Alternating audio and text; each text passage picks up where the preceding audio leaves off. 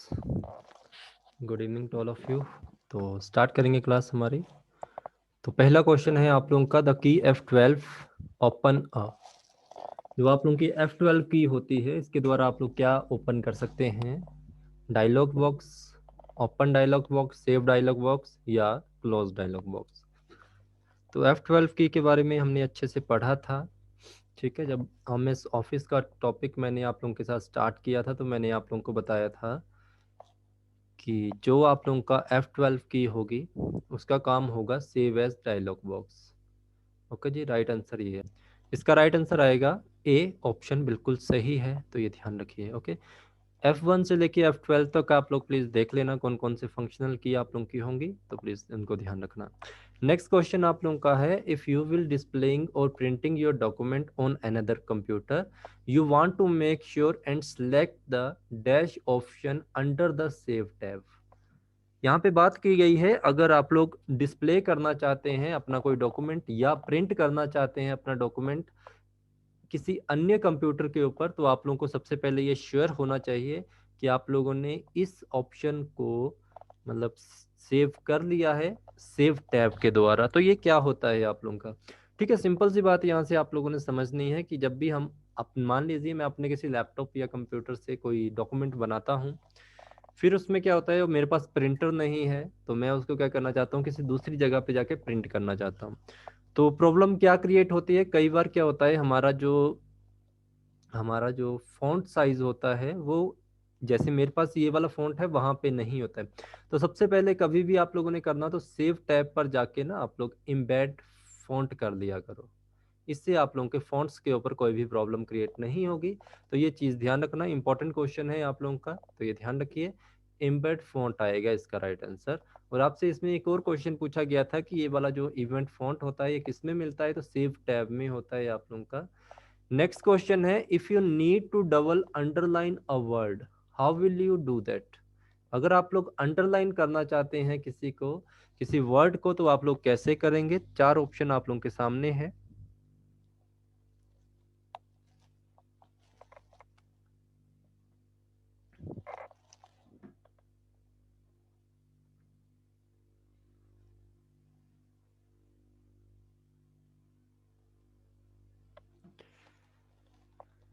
जी, सभी आंसर देंगे इसका?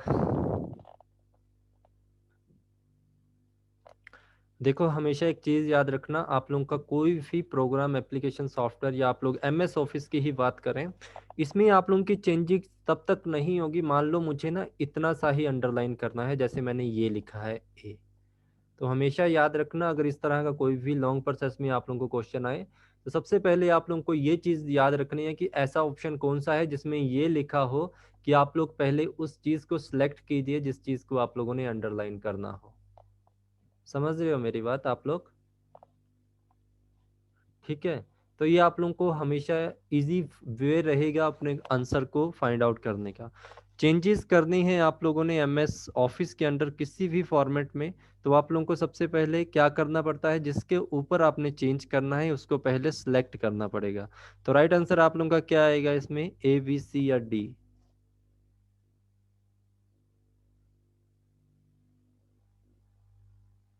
ठीक है, तो राइट आंसर आप लोगों का C आएगा।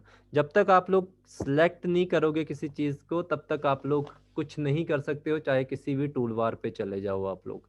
ओके, बाकी आप लोग आंसर अपना ठीक दे रहे थे, बट इनमें यहाँ पे किसी में ये नहीं लिखा था कि पहले उस चीज को सिलेक्ट कीजिए जिसको आप लोगों ने अंडरलाइन करना है।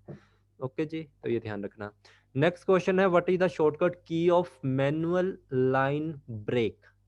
मैनुअल लाइन को अगर आप लोगों ने ऐसे ब्रेक करना हो, तो इसके लिए हम क्या करते हैं, ये वाला ब्रेक नहीं, जैसे यहाँ पे लिख रहे हो आप, इसको यहाँ से नीचे लेके जाना हो, तो हम क्या करेंगे इसके लिए, कौन सी हमारी शॉर्टकट की होती है? तो शॉर्टकट की हमारी इसके लिए हमेशा यूज होती है shift plus enter. Shift plus enter हम प्रेस करेंगे तो हमारा क्या होगा, मैनुअल लाइन ब्रेक हो जाएगी अपने आप।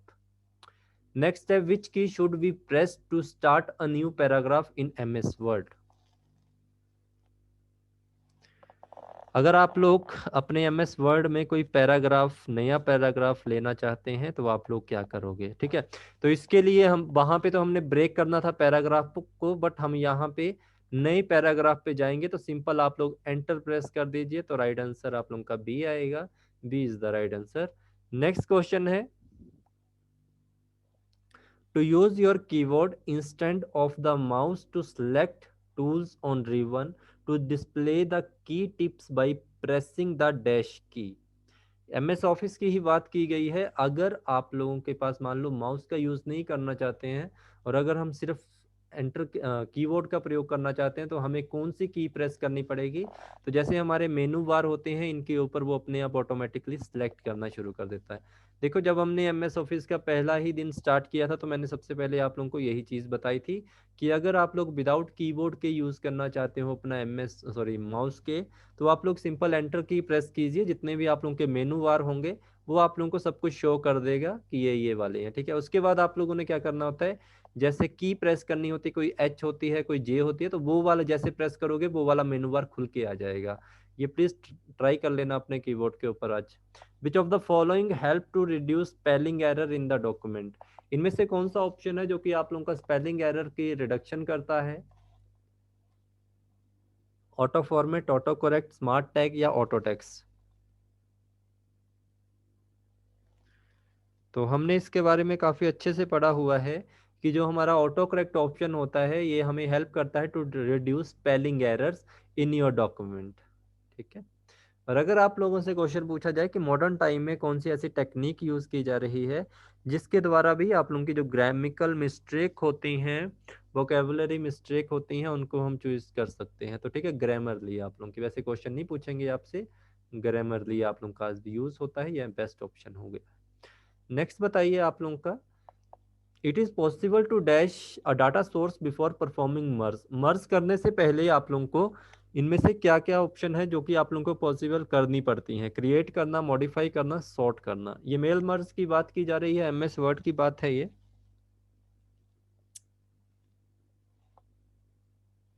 ठीक है, जब भी हम कोई भी मर्जिंग परफॉर्म करने के लिए हमें सबसे पहले क्या करना होता है, क्रिएट करना होता है डॉक्यूमेंट जो भी हमारा डाटा होता है, मॉडिफाई और उसको सॉर्ट करने के बाद ठीक है हम मर्ज को तैयार करते हैं फाइनल।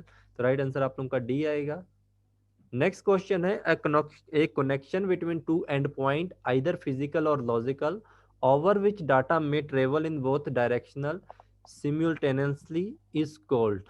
इसे क्या कहा जाता है। ठीक है, एक कनेक्शन है आप लोगों का जो कि फिजिकल भी हो सकता है, लॉजिकल भी हो सकता है। फिजिकल मतलब वायर के द्वारा भी हो सकता है और आप लोगों का लॉजिकल मतलब वो आप लोगों का वायरलेस भी हो सकता है, जिसके दो पॉइंट होते हैं, एक स्टार्टिंग पॉइंट एक एंड पॉइंट। ठीक है, यहाँ से डाटा आप लोगों का ट्रेवल करता है इस डायरेक्शन में। तो ये क्या कहलाता है हमारा। तो हम लोगों ने एक चीज पढ़ी थी, मैंने आप लोगों को ड्यूप्लेक्स का चैप्टर पढ़ाया था। ड्यूप्लेक्स में हमने हाफ ड्यूप्लेक्स, फुल ड्यूप्लेक्स, ये सारी चीजें पढ़ी होती हैं। ठीक है, तो यही ड्यूप्लेक्स आप लोगों के होते हैं, यहीं से ये बात पूरी हो रही है। ठीक है, तो बच्चे के डंप पॉइंट आप लोगों का उस वे में नहीं है जो आप लोग समझ रहे हो। इसका राइट आंसर आप लोगों का डाटा लिंक सॉरी आप लोगों का आंसर आएगा ड्यूप्लेक्स, सी ऑप्शन आप लोगों का बिल्कुल सही होगा। तो प्लीज देखना, इसको याद रखना। ठीक है, अच्छा एक चीज ध्यान रखना, जब भी आप लोग कोई क्वेश्चन मतलब पेपर सॉल्व करते हो, आई थिंक आपका जो पेपर है उसमें नेगेटिव मार्किंग नहीं होगी। कई बार क्या होता है, हमें क्वेश्चन समझ नहीं आ रहा होता है और हमें लगता है कि शायद ये हो सकता है। तो सिंपल सी बात याद रखना, जो चीज़ आप लोगों ने पढ़ी होती है प्लीज़ उसको रिकॉल कर दिया करो। जैसे हमने ड्यूप्लेक्स पढ़ा था, नेटवर्क पढ़ा था, इससे भी आप लोग इसका आइडिया ले सकते थे। ठीक है, तो ध्यान रखना, sending data from one place to another by physical और इलेक्ट्रॉनिक मीन इज।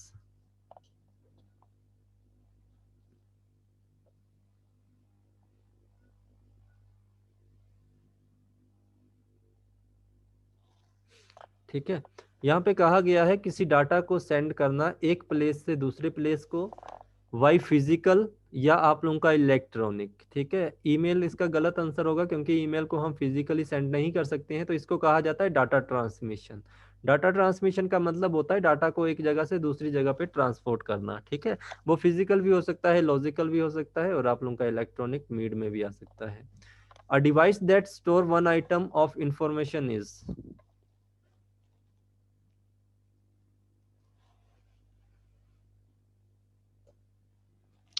ठीक है, यहाँ पे बात की गई है ऐसा कौन सा डिवाइस है जो कि स्टोर करता है वन आइटम ऑफ इंफॉर्मेशन, तो ये मेमोरी एलिमेंट कहलाएगा आप लोगों का। ठीक है, राइट आंसर इसका ए आएगा, मेमोरी एलिमेंट। जो क्वेश्चन आप लोगों को समझ नहीं आता है, जहां से आप लोगों को लगता है कि डाउट में है क्वेश्चन, प्लीज उसको लिख लिया करो आप लोग, ठीक है। नेक्स्ट क्वेश्चन है, a register which of the following that hold the current instruction while it is being executed is called instruction register. यहाँ पे बात की गई है एक रजिस्टर के बारे में, जो कि इनमें से एक हो सकता है जो कि होल्ड करता है करंट इंस्ट्रक्शन को जब भी एग्जीक्यूट करवाया जाता है, और इसको इंस्ट्रक्शन रजिस्टर भी कहा जाता है। ये क्या हो सकता है आपका एएलयू, सीपीयू, मेमोरी और आप लोगों का एड्रेस, ठीक है। एएलयू का काम आप लोगों का इसका नहीं होता है, एएलयू आप लोगों का अरिथमेटिकल और लॉजिकल के लिए यूज किया जाता है, ये कोई करंट इंस्ट्रक्शन के ऊपर आपका फॉलो नहीं करता है। देखिए यहाँ पे इंस्ट्रक्शन रजिस्टर की बात की गई है, अगर यहाँ पे आप लोगों का कंट्रोल यूनिट होता तो आप लोग कुछ आंसर दे सकते थे, बट याद रखना आप लोगों ने, जब भी आप लोगों को कुछ ऐसा कुछ पूछा जाए जो कि आप लोगों को समझ नहीं आ रहा है और आप लोगों का एक ही चीज होती है जो कि इन तीन चीजों को आपस में मैच करती है। सीपीयू जो आप लोगों का होता है कॉम्बिनेशन तीन पार्ट का होता है, अरिथमेटिक का, एमयू का और आप लोगों का सीयू का, ठीक है। इसी में आप लोगों के रजिस्टर आएंगे, इसी में आप लोगों के ब्लॉक आएंगे। तो ये जो आप लोगों का सीपीयू होता है, सीपीयू ही आप लोगों का होल्ड करता है करंट इंस्ट्रक्शन को जब इसको क्या किया जाता है, एग्जीक्यूट किया जाता है, और ये इंस्ट्रक्शन रजिस्टर के पास जाती है, और इंस्ट्रक्शन आप लोगों की कौन करता है, सीयू करता है, ठीक है, कंट्रोल यूनिट। और कंट्रोल यूनिट आप लोगों का इसका पार्ट है, कंट्रोल यूनिट यहाँ पे दिखा नहीं, तो हम यहाँ पे अपने हिसाब से आंसर सीपीयू लगा सकते थे, क्योंकि सीपीयू का भी वही काम है जो आप लोग समझ रहे हो। नेक्स्ट क्वेश्चन है, which of the following is the data communication link that connect more than two station node extra.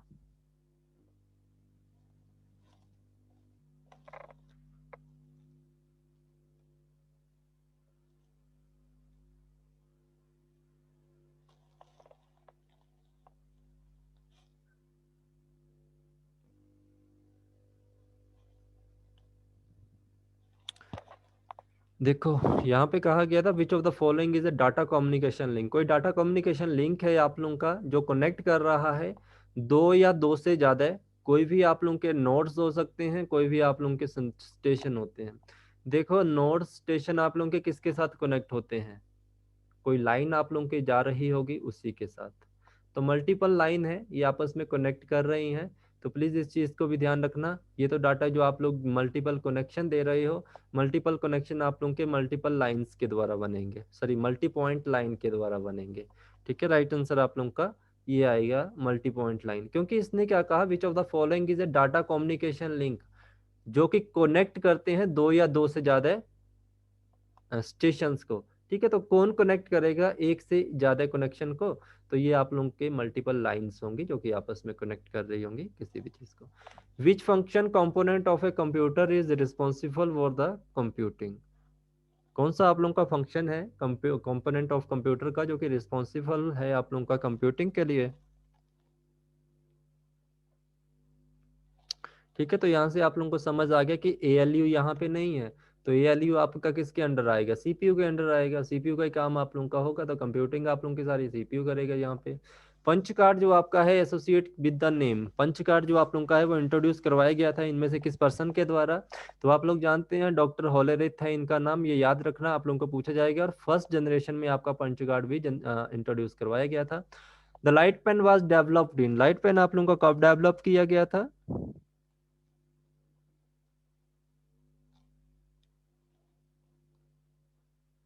जी बिल्कुल सही है, 1952 आप लोगों का इसका आंसर आएगा। लाइट पेन आपका 1950 सॉरी 1955 में आ गया था, 1952 नहीं होगा, 1955 C is the right answer. The two main component of CPU is, CPU के दो मेन कंपोनेंट इनमें से कौन कौन से हैं आप लोगों के, ठीक है। तो राइट आंसर आपका कंट्रोल और आप लोगों का एएलयू है, और अगर साथ में कहीं एमयू भी होता तो भी आप लोगों का राइट आंसर होना था, ठीक है, क्योंकि सीपीयू आप लोगों का कॉम्बिनेशन ऑफ थ्री यूनिट, आपका कंट्रोल एएलयू और आप लोगों का एमयू का है, तो राइट आंसर बी आएगा। Transmission and presentation of text and graphic is called,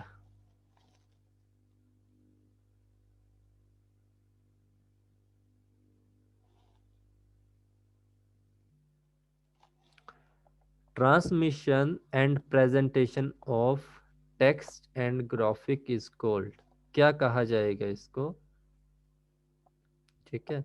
तो ट्रांसमिशन हमारी हो रही है या प्रेजेंटेशन हो रही है किसी टेक्स्ट की और ग्राफिक की। देखो टेक्स्ट हमें तब दिखेंगे जब हमारे पास कोई पिक्चर या कोई वीडियो होगी, ग्राफिक्स हमें तब दिखेंगे जब हमारे पास कोई वीडियो होगी। तो राइट आंसर वीडियो टेक्स्ट होगा इसका, ठीक है, क्योंकि टेली टेक्स्ट नहीं होगा, टेली मोटे क्यों नहीं होगा और नेटवर्क भी नहीं होगा, ठीक है। तो राइट आंसर डी होगा।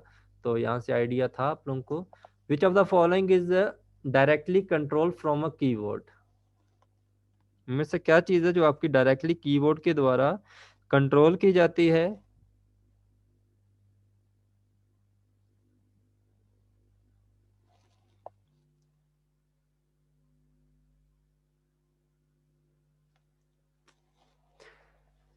देखो जी, अब सीख सही बोला आपने। देखो यहाँ से जो आप मैग्नेटिक टेप की बात कर रहे हो, इसे कीबोर्ड से नहीं करते हैं, इसको भी नहीं करते हैं।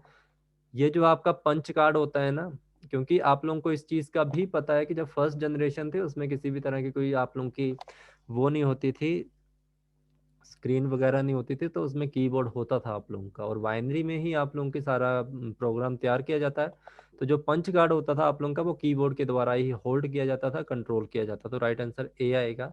Which of the following is a machine for reading documents that are encoded in a way that is readable by a person or a machine?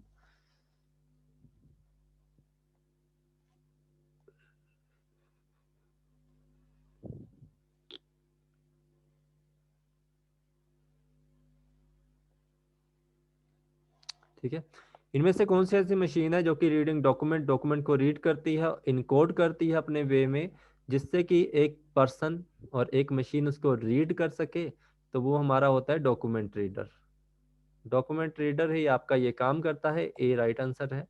Next question आप लोगों का है यहाँ पे, which of the following does not affect the resolution of a video display image?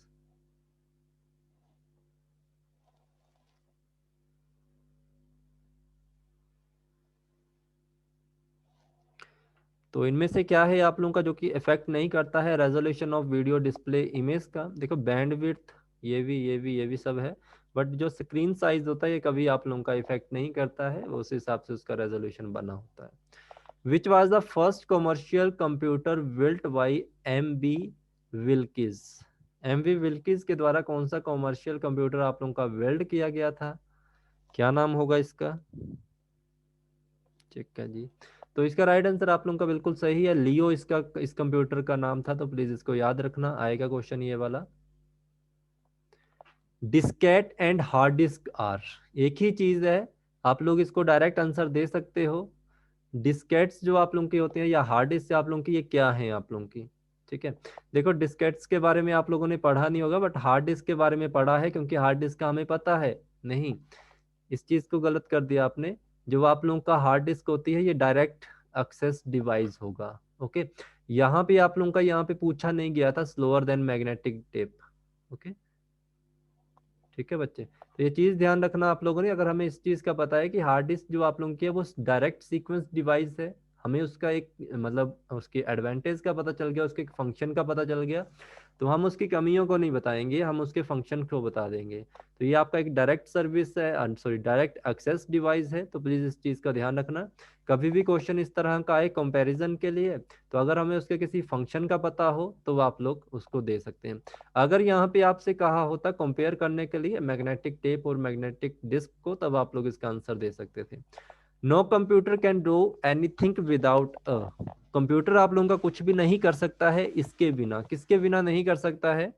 Programme, memory, chip, output device. देखिए simple सी बात समझना। अब मैं आप लोगों को छोटी सी एग्जांपल देता हूँ यहाँ पे, इस चीज़ से आप लोग बताना मुझे। आप लोगों का मन कर रहा है कि मैंने MS ऑफिस चलाना है,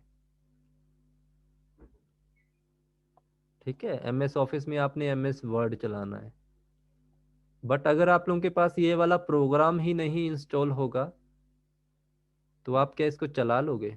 जब तक आप लोगों के पास कोई प्रोग्राम नहीं होगा जिस भी फंक्शन पे आप काम करना चाहते हैं, कंप्यूटर आपका कभी उसके ऊपर कोई काम नहीं करेगा। तो प्लीज इस चीज को ध्यान रखना। कंप्यूटर के पास जब तक कोई प्रोग्राम नहीं है किसी काम करने के लिए, तब तक वो कुछ काम नहीं कर सकता। इसीलिए कहा जाता है कि हार्डवेयर और सॉफ्टवेयर आप लोगों का जो है कंप्यूटर के लिए कंपलसरी है। बिना सॉफ्टवेयर का कंप्यूटर आप लोगों का एक कबाड़ा है, ठीक है, और बिना हार्डवेयर के बिना हार्डवेयर के कंप्यूटर भी आप लोगों का रद्दी का माल ही है। ठीक है, तो समझ रहे हो इस बात को, तो प्लीज इस चीज को ध्यान रखना। सॉफ्टवेयर और हार्डवेयर की जरूरत है कंप्यूटर को, इसके बिना कंप्यूटर आपका काम नहीं कर सकता। नेक्स्ट का आंसर दीजिए। आप लोगों का क्वेश्चन है आप लोगों का, an input device that is able to interact pencil mark on paper media is known as. ठीक है, तो इसका राइट आंसर हमारा क्या हो सकता है, बताओ।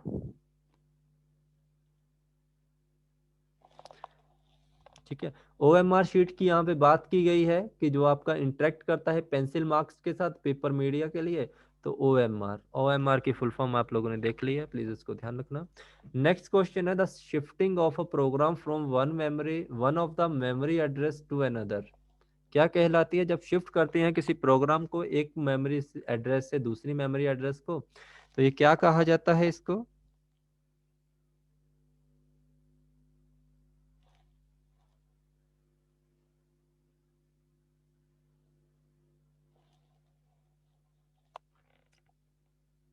ठीक है, the shifting of a program from one memory to another memory. ठीक है, पहले ये लोकेशन थी, उसके बाद उसको एक और लोकेशन दे दी, तो डाटा ट्रांसमिशन नहीं हो रहा है यहाँ पे कोई भी, क्योंकि एक प्रोग्राम से दूसरे प्रोग्राम पे जा रहा है।